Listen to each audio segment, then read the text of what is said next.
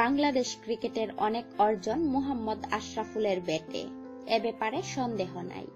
তা অস্বীকার করতে পারেন কেবল স্মৃতিভ্রম আর অকৃতজ্ঞ মানুষেরা।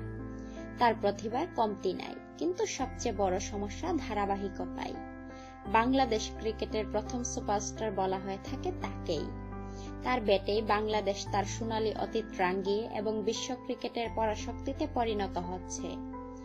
আশরাফুল এবং ওয়ানডে দলের অধিনায়ক মাশরাফি বিন মর্তুজা প্রায় একই সময়ে খেলা শুরু করলেও ফিক্সিং কেলেঙ্কারির দায় মাথায় নিয়ে ক্রিকেট থেকে 3 বছর নিষিদ্ধ ছিলেন মোহাম্মদ আশরাফুল।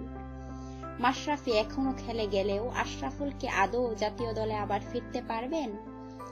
এক্ষেত্রে অধিকাংশ ক্রিকেট ভক্তদের মতে হচ্ছে তিনি পারবেন না আবার জাতীয় দলে ফিরতে। আশরাফুলকে নিয়ে এত কথা বলার মানে হচ্ছে আমরা কিছু আশাবাদী মানুষ যারা এই দেশের ক্রিকেটের বরপুত্র আশরাফুলের ব্যাটিং আবারও দেখতে চাই। তারা বলছি আশরাফুলের মতো প্রতিভাবান ক্রিকেটাররা হারিয়ে যেতে পারেন না। আশরাফুলের মতো প্রতিভাবান ক্রিকেটার নিষেধাজ্ঞা কাটিয়ে ঘরোয়া ক্রিকেটে ফিরেছে। সর্বশেষ ঘরোয়া টুর্নামেন্টে মোটামুটি ভালো ব্যাটিং করেছেন তিনি, 2টি অর্ধশতকও পেয়েছেন। বয়স 32 হলেও একজন ব্যাটসম্যানের জন্য 43 বছর ক্রিকেট খেলে যাওয়ার নজির স্থাপন করে সদ্য অবসর নিয়েছেন পাকিস্তানের মিসবাহ উল হক। সেক্ষেত্রে আমরা বলতেই পারি আশরাফুলের তেমন কোনো বয়সই হয়নি। আশরাফুল মনে করেন তেমনটা। নিজেকে ঘরোয়া ক্রিকেটে প্রমাণ করেই তিনি আবার জাতীয় দলে ফিরতে চান। এক্ষেত্রে ক্রিকেট বোর্ডের আন্তরিক সহযোগিতাও প্রয়োজন।